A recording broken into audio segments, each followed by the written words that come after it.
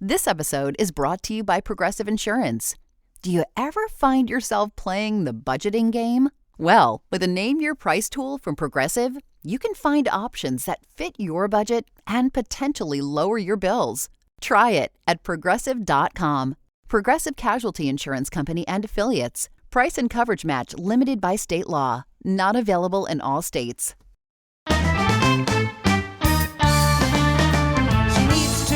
A podcast since she never got her due. She's a big lesbian and a loudmouth Jew.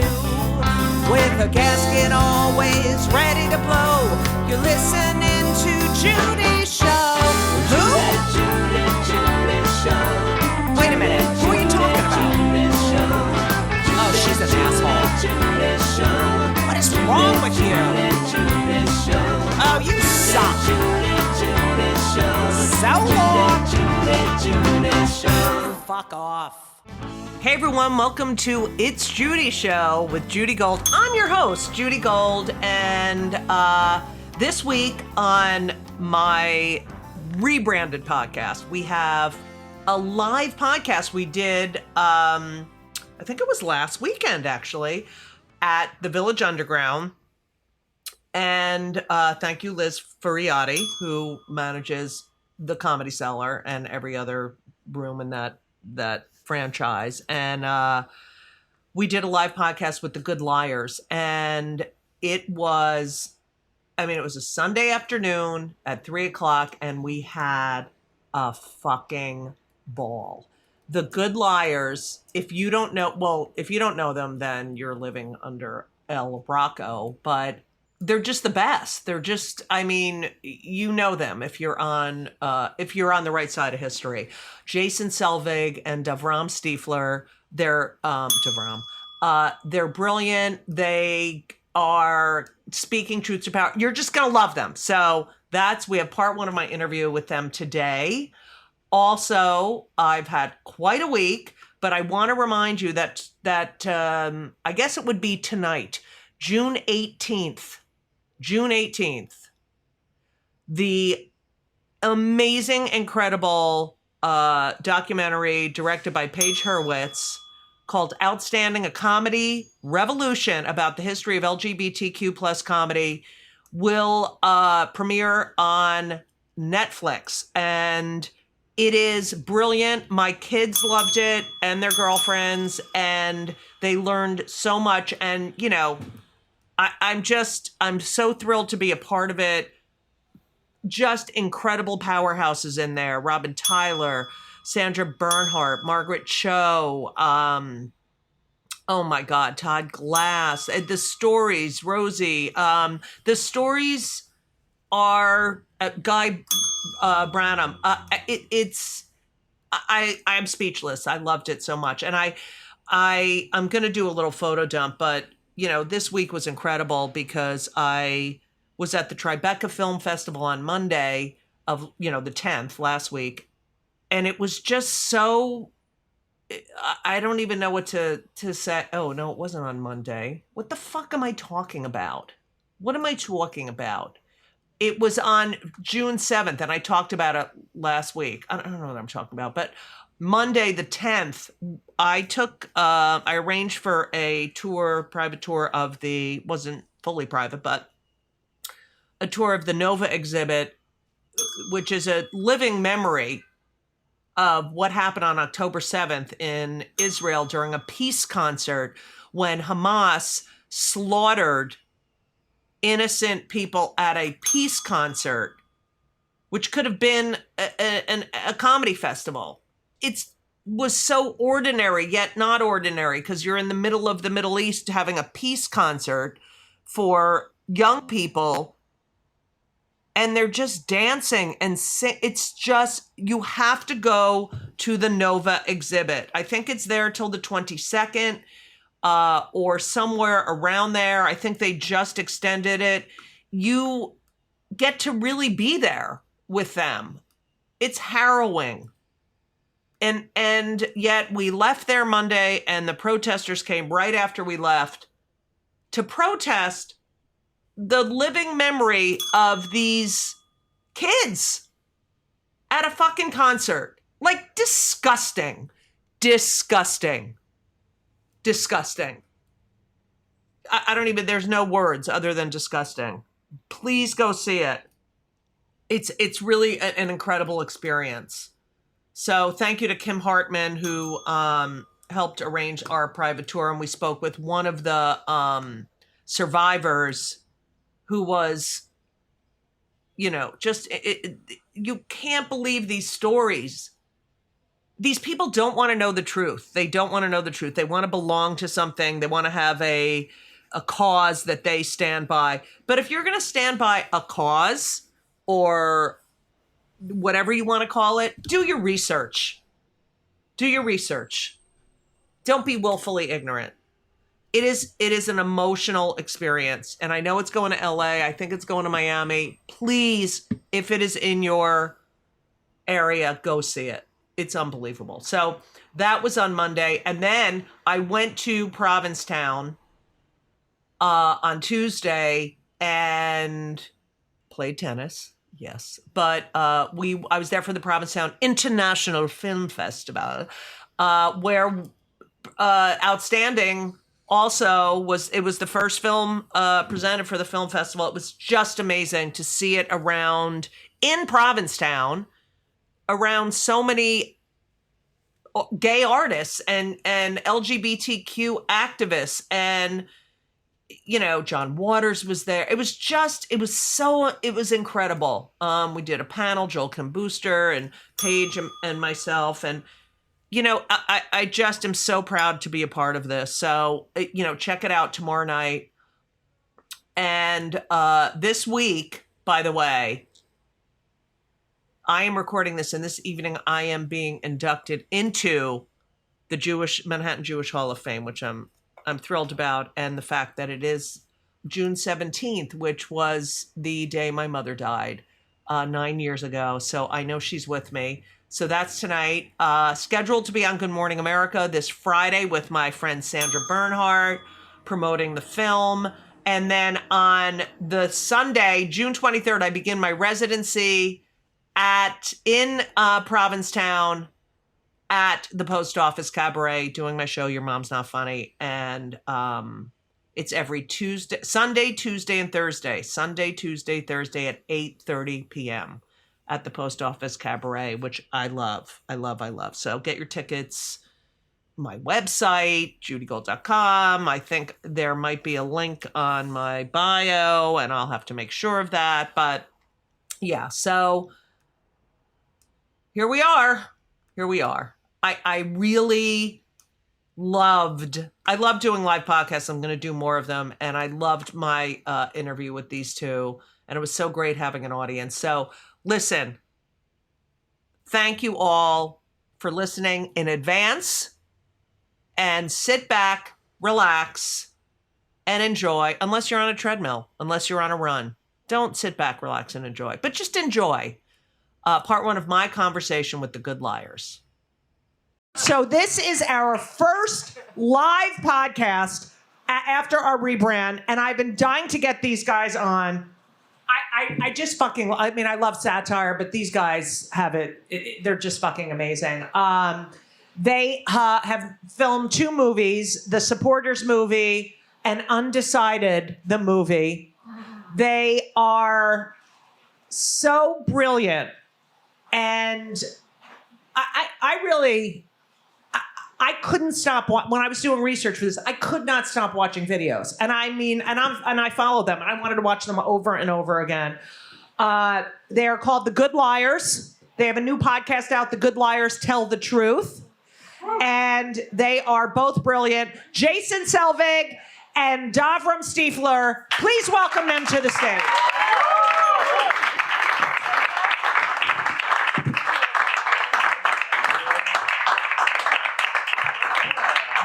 So that Davram is the shorter one, would I say?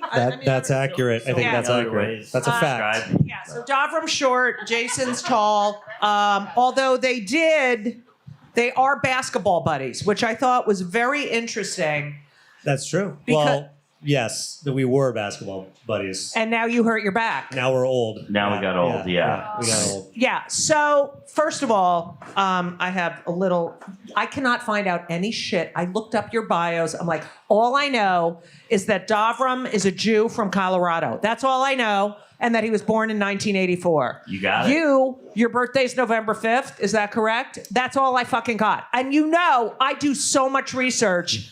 I don't know I don't know what your parents did. I don't know how. Nothing. It's so fucking annoying. Did you do that on purpose? It's by design for sure. It is? And we have a lot of people that don't like us, if you can believe it. Right. Out there in the world today. So yeah, that is a little bit by design. But also, I'll just tell you now, it's November 5th, and I was born in the year 2000. So I'm 23 years old. Oh, you look fantastic. Because I have a son. Yeah. Who's going to be 23. And I met you look 10 years ago when I was 13. Yeah. When I was 13. Playing basketball. Yeah. Playing basketball. And you look great for Thank 23. you. Thank Not. Davram, how did your family end up in Colorado? Well, my father was a dermatologist. And, Really? Yeah, and they were picking between Santa Barbara and Grand Junction, Colorado, and I guess they need dermatologists there because there's a lot of sun. So boom. Wow. So is he, when you see your father, is he always like No. doing that? No. He doesn't notice anything. My mom is like asking me if I wear sunscreen, and my dad is just totally out to lunch. So. Oh, that's great. Yeah. That's fantastic. Yeah. So good parenting. Now, where did you grow up, Jason? I grew up in Louisville, Kentucky. Wow. Yes. Yeah. So I was there till I was 15, and then I moved to West Palm Beach, Florida. No. Yeah, because my dad, growing up, from kindergarten to when I graduated, my dad was the principal of the upper school at the school I was at. So my God. Not only did I move to a new town, I didn't know anybody there. Right. I was a really angry kid. We actually talked about this in the live show. I was really into hardcore, scream, music. But also I got to a new school and my dad is the principal. So I'm the new kid. So you're the new kid and kid. everyone hates you because your father's the principal. Or yeah. Or they're trying to get in good. Get in good. And, yeah. So I guess. Didn't you refuse to stand for the national anthem at some point, embarrassing your dad? No, it was, okay. I'm glad I said the hardcore and punk music thing. So I was really into hardcore music and all this stuff. And it was a lot of it was just America, what's going on with America. Right. So there was, every Tuesday, there was a whole school assembly. My dad is leading this, in the morning announcements, whatever. And there was the Pledge of Allegiance. And I didn't stand for the pledge because I was I'm not pledging my allegiance. So it was so stupid. And then my dad was took me aside and was hey, you don't have to say the pledge if you don't want to, but do you mind just standing up? And because you're the only person who's not, and everyone in the basketball court or wherever, the bleachers can see you. And then the subtext of it was I just got this job. Don't fuck it up for me. Don't fuck this up for me. Yeah. So, that was my growing up in Florida. So it was a fun experience. I did some backyard wrestling too, which was big. Nice. For me. Yeah. Nice. As I'm sure everyone, big round of applause for that. Backyard wrestling. You won every title, right? Because it was your backyard. I got to decide who won. It was professional wrestling, so it's jumping off ladders. Well, it's Florida. It's Florida, so it's professional. And I came from Kentucky, so that's about it was a perfect cocktail for that. What was Florida anywhere near what it is now when you were there? No, not at all. It was now, and it's a whole thing with Trump too. It was now, it used to be you don't know somebody's political leanings, whatever. Right. Now it's they put it on their fucking truck, with a giant flag. Oh, I know. And their truck is the Trump truck and whatever. Truck nuts. Yeah. They got rid of the truck nuts and just put a Trump sticker on there. I was in Henderson, fucking Nevada last night doing. Where is that? It's at the airport in Las Vegas. I swear to God, it is really? literally at the airport. There's a Trump rally there today. Yes, that's what I was going to tell you. So there's a Trump rally there today, and we couldn't. I didn't have a car. I literally got to the airport, got something to eat, went to this 106 degrees outside, and planes are taking off while I'm trying to do stand-up. And so we go out to eat, and this guy walks by with a Make America Great Again hat. And he's like, hey, guys. And I just want to go, I'm gay. I am a Jew. I am a woman. I fucking hate you. But I couldn't, And I just, the fact that you deal with these people and don't punch their fucking faces in it's beyond me. It's beyond me how you really hold it together. Well, part of that's just survival. We're at a Trump rally. We're outnumbered. Yeah, we're way outnumbered. But it does require like a lot of patience. I will say that. Like we hear some things that are like pretty out there, and you just over and over and over again. Right. It's hard to believe that many people believe the things that we. Yeah. Right, and you're very, Jason. I have to say, I can tell when you are getting to the edge of the. You're like, wait, you do this thing with your hair. Yeah, it's a nervous tick. You're really good at the confused face. I just kind of go somewhere else. Yeah, I don't know. And I love watching your body language. Okay, so you studied acting, Jason. Correct. Where did you go to college, since I can't find that? I went to Syracuse University. Oh, that's right. I did read that. Okay, sorry, Jewish. So many fucking Jews at Syracuse.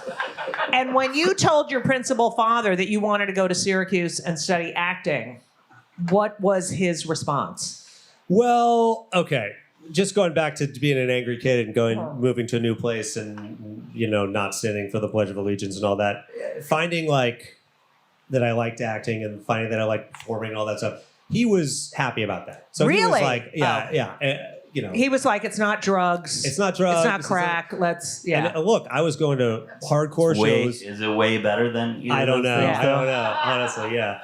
I mean, you become a drug dealer, you make some money. Yeah. Acting. Yeah, right, exactly. Money. Yeah. No money. Yeah. So he, I think, was happy that I'd found something. And so he was okay with it. But it's not, college is not cheap. I'm sure you've found. Especially Syracuse University. Yeah. So it was that we did get some financial aid, which was good. But it was a fun experience there, and I made friends for life and all that. But who was in any successful performers in your class? So you can find out what my class was. Oh yeah. Yes. So go take my vibrator out while I'm reading it. Seriously. Oh my God, he was in his class. Oh my. All right, go ahead. Sorry. I don't know why I just did that. But it's a podcast. Don't use your imagination. Go ahead. Should I tell the listener what you just did? No, okay. please. Right. So a famous person, the first person I met when I came to Syracuse, and we both went to the wrong place, was Jessie Mueller, who. Yes. I love her. Jessie. Yes. Okay. So she was. Do you know Jessie Mueller? Star of Waitress. She's a Tony big Award winning. She's so fucking talented. Okay, go ahead. So she was in my class, and I think I saw her. I mean, it was 6 years ago, so we haven't really kept in touch. So, but yeah. I don't know who else in my class that became successful or super huge or anything like that. Yeah. There's a lot of people that work and are working now, right? And there's Josh Young. He was a little bit older than me. He was nominated for a Tony as well. So it was a really good musical theater program, which I was not. You were just in the basic acting. I was in basic, but I did play Joseph in high school. Joseph in the Amazing Technicolor Dreamcoat. Yes. Wow. That does get a ding. You've never mentioned that to me before. It doesn't come up all the time. You don't sing the songs on every road trip or anything. That's hilarious. I did sing, and I thought I was good. Right. And then I saw the tape of it. And I was like, I can't believe no one told me I can't sing. There's no talking in Joseph. Right. Literally. It's like an singing. operetta. Yeah. And I was the lead. I sang every word that I said. And everyone was like, oh my God, you're so talented. No one said that. That should have been the red flag. Oh, yeah. There was no wow, you sang really well. That was really good. There were no compliments, but there was also no honesty. Actually, I was such a skinny kid, and I heard this, and there's a scene in it where Joseph, and I could tell you the whole plot of the play now if you want, but there's a scene where he gets sold into slavery. Right. And he has to have an affair with Potiphar's wife, or she wants to have an affair with him or something. And they rip my clothes off at that point, and it's like a ripped Velcro thing. Right. And I was so skinny, skin and bones. And I heard the math teacher say to her son in the audience, who was completely quiet, she goes, "He's so skinny." And I saw her. I was like, oh, it felt That is good. so fun. That reminds me, I did a show, 25 Questions for a Jewish Mother, and it was in West Palm Beach, Florida, right? Wait, where was it? At the something center. Kravitz Center. Yes, Kravitz Center. Yes. Sorry. And so one of the, I become these mothers. And anyway, so I'm doing one of the mothers. And during one of the shows, this woman falls down the stairs. She gets up from her chair and falls down the stairs. And we have to stop the show, and I feel guilty, like I had anything to fucking do with it. And they take her out in an ambulance, right? And, we start the show again, like 45 minutes later, just from where anyway, so I sent her flowers. Oh, and I was like, I am so sorry. I hope you can. I said, I was the one that was supposed to break a leg. And she gets out of the hospital and comes to the last Sunday matinee. And she dies in the end. That would have been hilarious.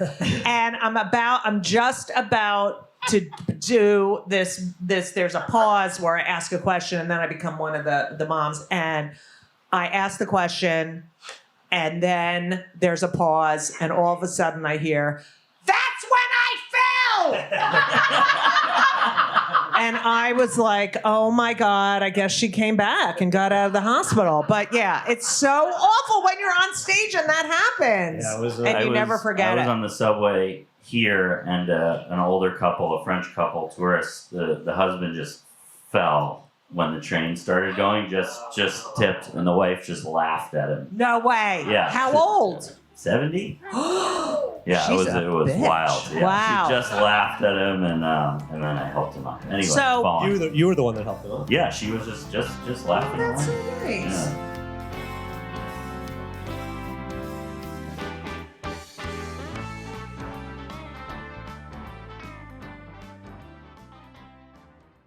This week's episode is sponsored by BetterHelp. Now, I am a huge advocate for therapy. I talk therapy. I like physical therapy too, but I'm talking about talk therapy. I've been in therapy since I'm 18 years old. There is nothing better. Nothing better. And it is a stressful time. We just had an election. It's the holidays, and we're going to have to spend family time or not spend family time. It's a decision you might make in therapy, because therapy is really the best way, the only way to process your feelings, anxiety, depression, everything. I've been doing it for over 40 years. I know what I'm talking about. So if you've been thinking about starting therapy, if you thought about it for years and just didn't do it, please give BetterHelp a try. It's entirely online. It's designed to be convenient. It's flexible. It's suited to your schedule. You go to betterhelp.com/JudyGold. You fill out a brief questionnaire. You get matched with a licensed therapist, and you can switch your therapist at any time for no additional charge. I've done that multiple times in my life, switch therapists. It works. It works. And I know a lot of people who have used BetterHelp, and they love it. So find comfort this December with BetterHelp. Visit BetterHelp.com/JudyGold today to get 10% off your first month. That's BetterHelp, HELP.com/JudyGold. You're welcome. Okay, Davram, what was your high school situation? I went to Fruita Monument High School outside Grand Junction, Colorado. Fruita Monument High School, yeah. It's an area in western Colorado where Lauren Boebert is the representative. Oh my God, so I love her. She is so smart. So smart. So talented. So really funny. Really classy. Yeah, classy. That's the word that I can never come up with when I'm thinking classy. of her. Deserty western Colorado, Fruita Monument High School. And were you involved in any extracurricular? I was a tennis player. I got fourth place at state in doubles tennis. Wow! Yeah. You're not going to talk about your brilliant prank calls that you did in high school? I did some prank calls. I would call people at Taco Bell and ask them if anyone had pooped in the beans, and I thought it was so funny. Right. And then it's really clever. It is grew up hilarious. a little bit, and I thought, man, that was and original. not that funny.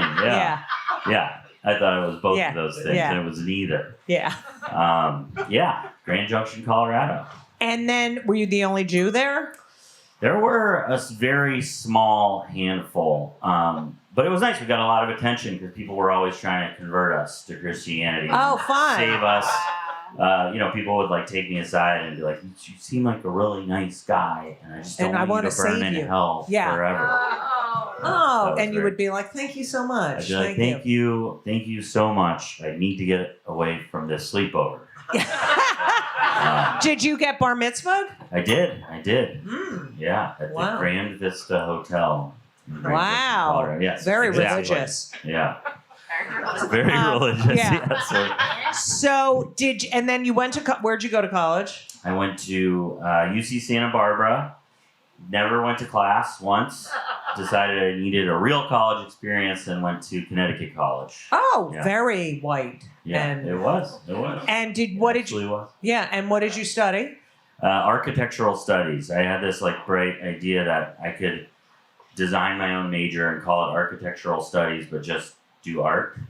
Oh, I love that. Yeah, so I don't know anything about architecture, but I did make a lot of random shit. And that cost how much? Oh man. Yeah. I Because my younger son went to Trinity, which is in that whole. So it cost that much. Okay, well, Yeah. God bless your parents. Yeah, Okay. Exactly. Sorry about that. Okay. So you met in New York City on the comedy scene. Jason, you were doing sketch comedy, and Davram, you were doing improv. Is that correct? I was doing a lot of improv and sketch comedy at Upright Citizens Brigade Theater, but then I was also hosting stand-up shows where one of his friends performed, and that was kind of how we connected. And we got together playing basketball. That was like you said earlier. That was like kind of our relationship. We filmed some like terrible sketches together, and then we would sometimes like just play basketball and then hung out. And then we decided to film a sketch in 2011 when I was 9 years old. Yeah. Right. And we decided to film a sketch at Occupy Wall Street. So you start at Occupy Wall Street, and you decide we're gonna be the Occupy Wall Street. So Right, you're gonna that's occupy these people, and you dress up as These backers. suits were so bad, too. They were like $20 thrift store suits, and went down there being like, the 1% needs a voice. Right. And there you are with your "We Are the 1% sign. And so this is your first venture out in public.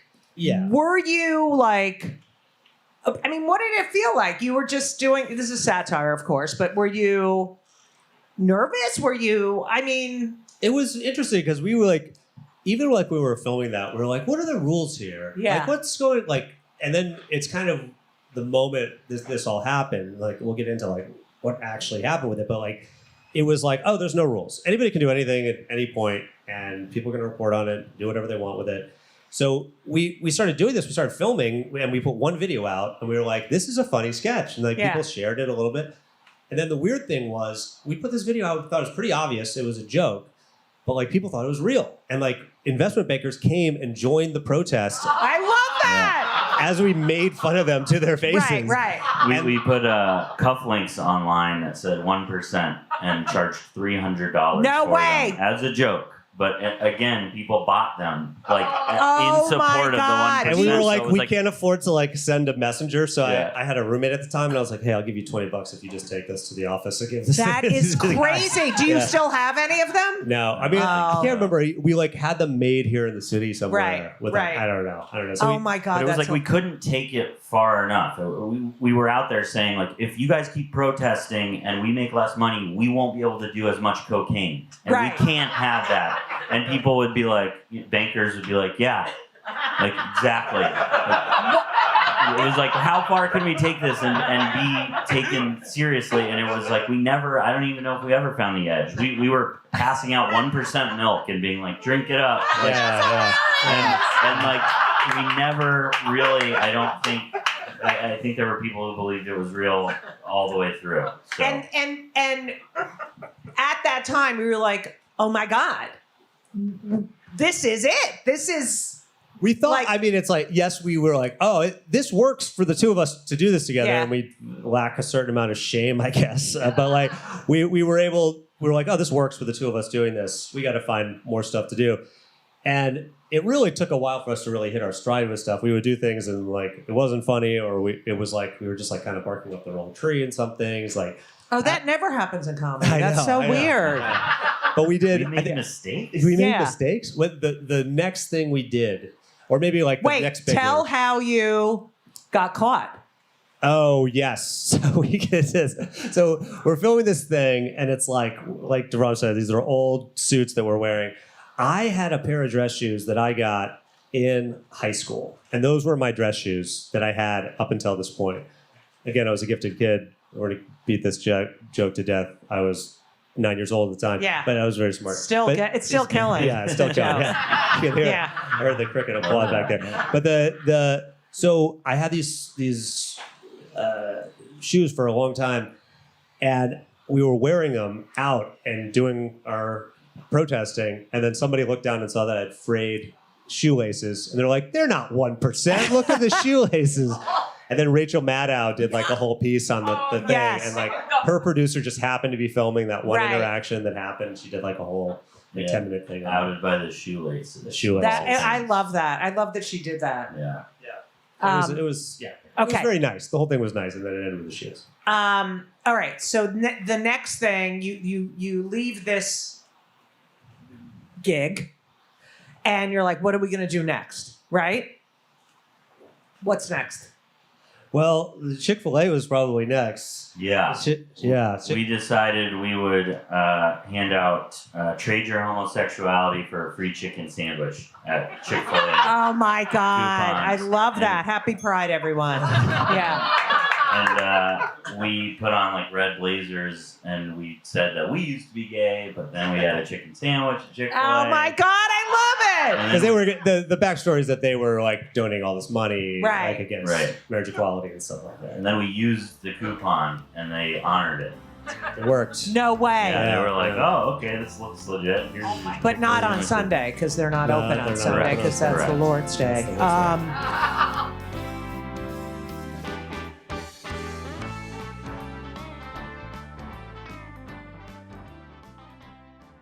When you think about businesses that are selling through the roof, sure, you think about a great product, a cool brand, and brilliant marketing. But an often overlooked secret is actually the businesses behind the business, making selling simple. For millions of businesses, that business is Shopify. Nobody does selling better than Shopify. They're the home of the #1 checkout on the planet and the not-so-secret Shop Pay that boosts conversions up to 50%, meaning way less carts going abandoned and way more sales happening. So if you're into growing your business, your commerce platform better be ready to sell wherever your customers are scrolling or strolling, on the web, in your store, in their feed, and everywhere in between. Businesses that sell more sell on Shopify. Upgrade your business and get the same checkout Allbirds and Skims use. Sign up for your $1 per month trial period at shopify.com/start selling, all lowercase. Go to shopify.com/start selling to upgrade your selling today. Shopify.com/start selling. Okay. Tell us where the name The Good Liars came from. So And I do have to say one thing about The Good Liars. Yes. It's such a fucking good name because it's both you and the subject. And I just love that double entendre, you know? it was funny because we were trying to come up with a name. After Occupy Wall Street, we filmed a little bit, and we ended up selling a show to MTV, which I'm grateful now that it didn't happen, just because it would have been a nightmare. Right. But we needed to come up with a name for ourselves, and I think that we were working with this producer, and he's like, "What about the Lie Guys?" or something like, and Lie Guys. The Lie Guys, or something. And then I was watching a movie called Safe House. Do you know Safe? Does anyone know the movie Safe House? It's No, what's it not a about? good movie. It's a bad you know movie. it? Denzel, very good, and Ryan Reynolds. Saw it in the theater for some reason. There's a line in it where he says, "You're a good liar," and then a light bulb went off. I was like, "Oh, good." There's a double meaning to it, and then we were wanted to be very socially conscious with how we were doing it, and also there's the double meaning to it. So I was like, "The Good Liars." That's the name. And then I was like, "Yeah." Yeah. So it was kind of a thing we did together. Okay. So you're doing this, and is it not beschert? That would be a Yiddish word for meant to be. That fucking Trump starts running for president. It's like, could you have better timing? It's so hard to celebrate that. Yeah, it's. For the satire, yes, yeah, for the yeah.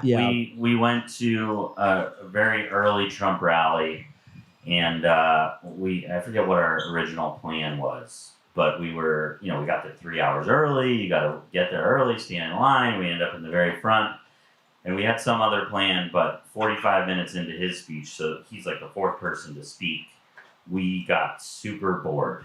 And we were like, he was boring. He was legitimately so boring. Right. Yeah. That's so we just shocking. started yelling, "You're boring!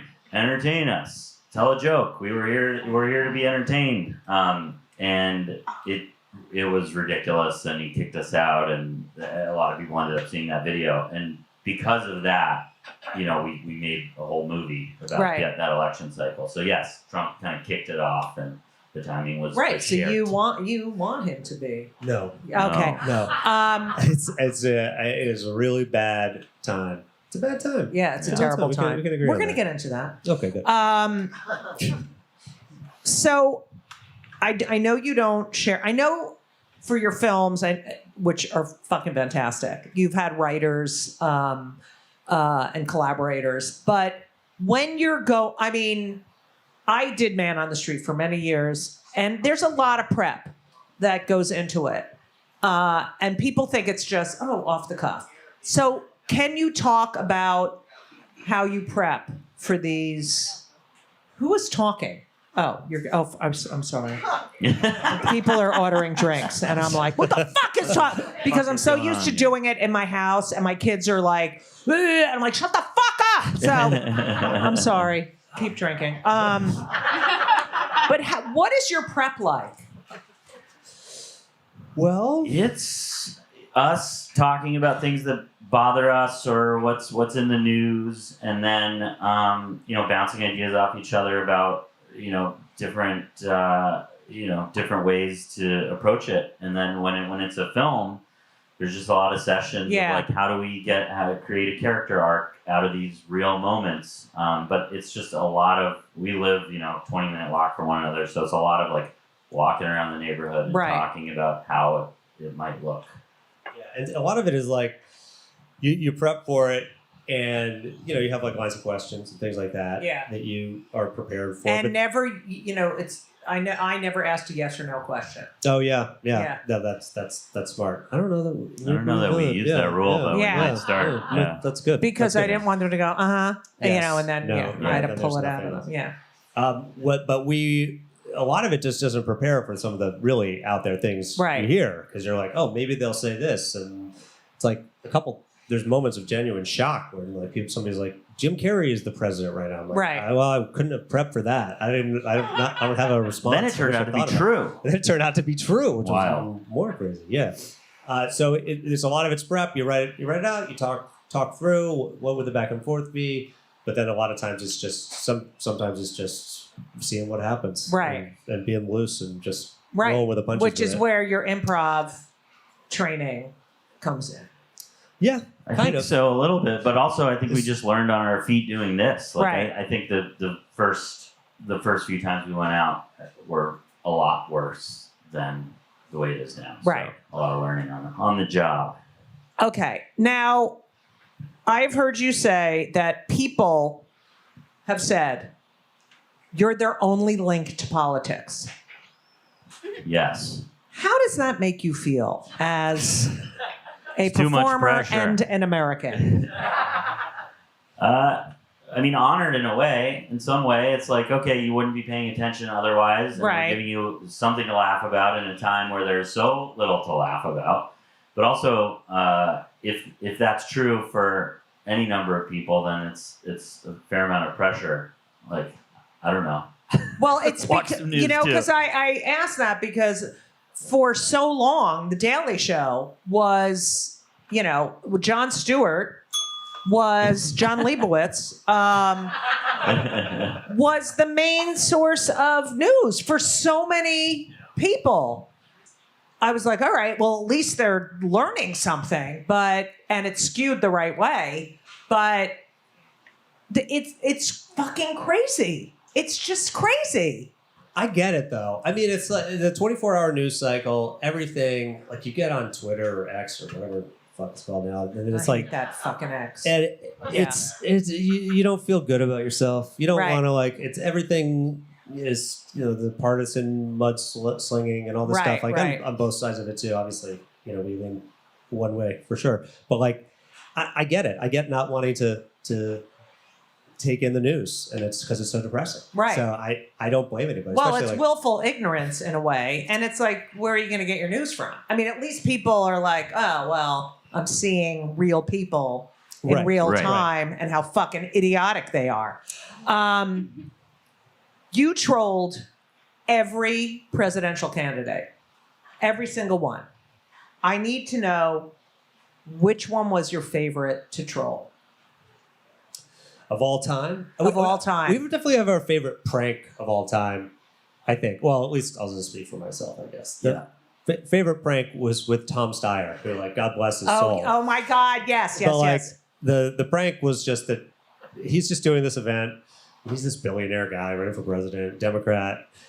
Nice enough guy, I guess. And he's just in the middle of his speech, and everyone's kind of bored. And then DeVrom walks in with his shirt off, and his shirt like half on. And he's so just funny. like, Tom Steyer hit me with his car. Hit me with his car. And then he gets let out. And I'm injured, and I don't know what to do. Yeah. It's like a little bit like overly performative and Tom weird. is standing there like, I didn't. No, I didn't. No, I I didn't hit didn't. anybody Yeah. with my car. And then I get up and start doing a lawyer commercial to the camera, like right in front of the stage. Like, has this ever happened to you? And like, it's just like makes me laugh whenever I see it. I love put it. on. I watched it multiple It's times. harmless and whatever. And it just Yeah, makes has me this laugh. ever happened to you? Did Tom Steyer hit you with his car? You're entitled to a large cash sum. And it's a long script. And he got through all of it. Period. And Tom- Ellipses. Period. Ellipses. That last sentence was not true. And then the thing that was wild about this was we did this and it's like harmless and it was fun. And then I go up to Tom, who's on stage, and I'm like, "Hey, can you just give me $1 million? Let's cut a deal here. Yeah. I'm a lawyer." Yeah. And then one of his supporters comes up and tries to sock me in the stomach. No way. Punch me in the At a stomach. Tom Steyer event. Tom of all Steyer. things. Yeah. It's like- I love that. Yeah. I did a show called Rachel versus Guy on the Food Network. And so I spent a lot of time with all the other contestants, one of whom was Herschel Walker, who ended up winning the whole fucking thing. The fact, first of all, did you feel unsafe? I mean, do you ever get scared?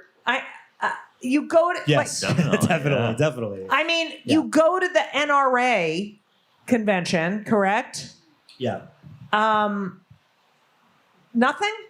No, scared to work. Yeah. I mean, you have to like just kind of like hope for the best and go for it. Right. For a lot of it, But they're armed, those assholes. They're armed. Yeah, Yeah. that's very true. They've Yeah. got the guns. But there are Maybe areas in where retrospect. there's guns are not allowed at the NRA convention. Oh, that's That's true. right. When That's Trump right. speaks, which Yeah. is interesting. Herschel Walker was a little scary. Can you tell everyone about the Herschel Walker and the condom? Oh, right. So Herschel Walker had gotten a lot of people pregnant. He's very anti-abortion. It came out that he's actually paid for abortions for a lot of people.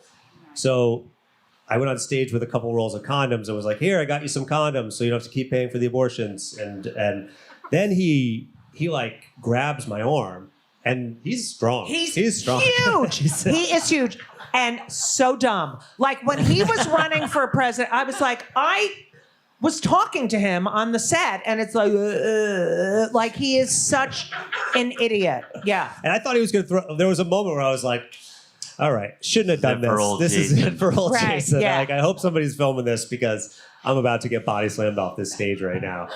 And luckily, like his like staffer came and kind of like got in between because I think he might have seen that he was kind of grabbing me. Right.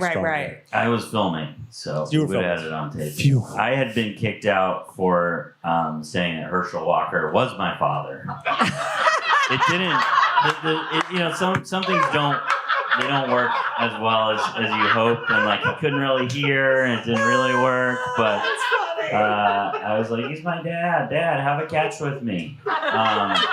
And people were pissed. But then I was standing across the street filming, and I was proud of you. From a grassy knoll. Yeah. From a grassy knoll. Oh my God, that's fucking hilarious.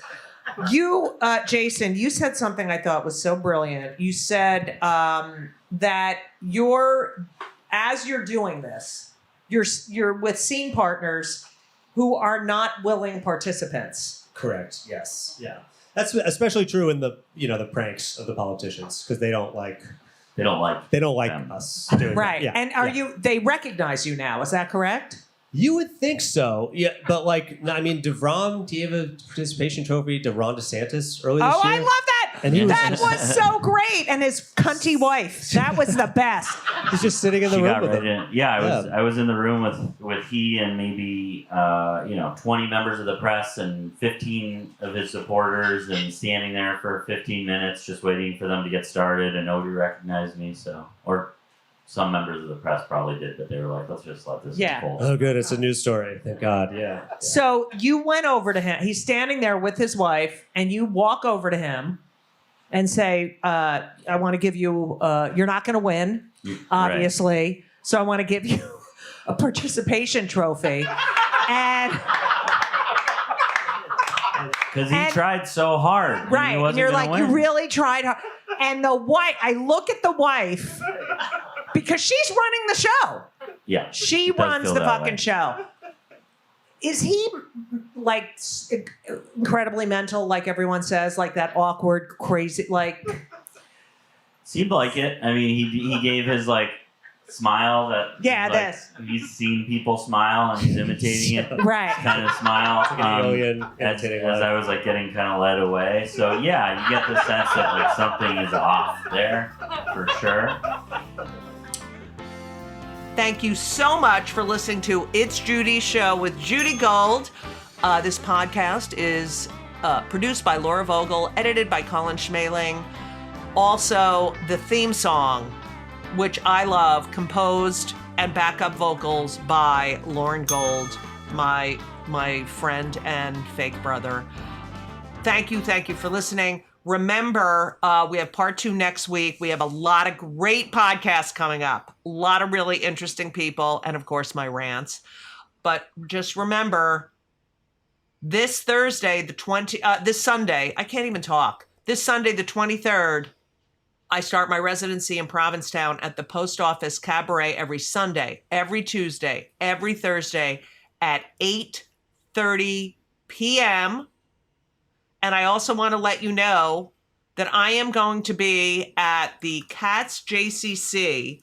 Now, this gig, it's on July 11th. No, it isn't. It's on July 10th, I think. No, it's on July 11th. It's a Thursday.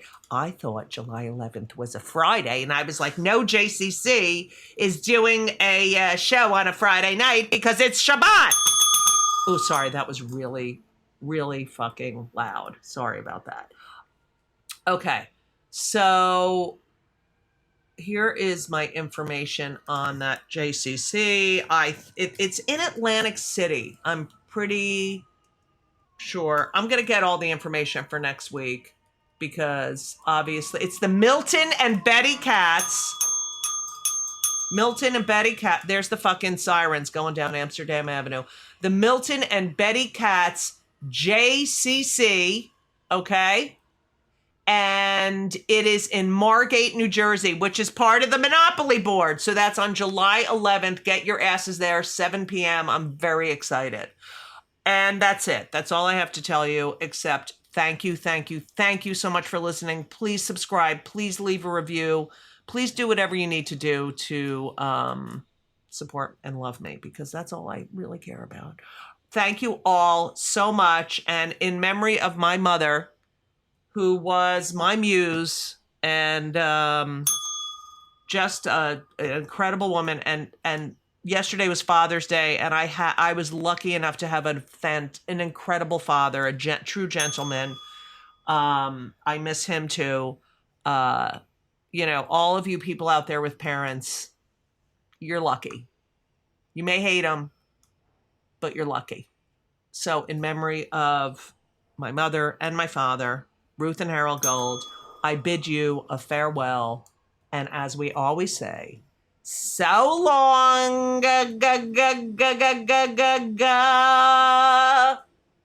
This sales season, Ritual is urging you to think about what's essential. Your daily health? Pretty essential. Making sure your products are heavy metal tested, clean label project certified, and sourced through a traceable supply chain? Also essential. So this Black Friday, skip the micro trends and put your savings where they matter. Your health. With 40% off daily essentials like stress relief and Symbiotic Plus for gut support. Head to ritual.com/podcast and shop responsibly.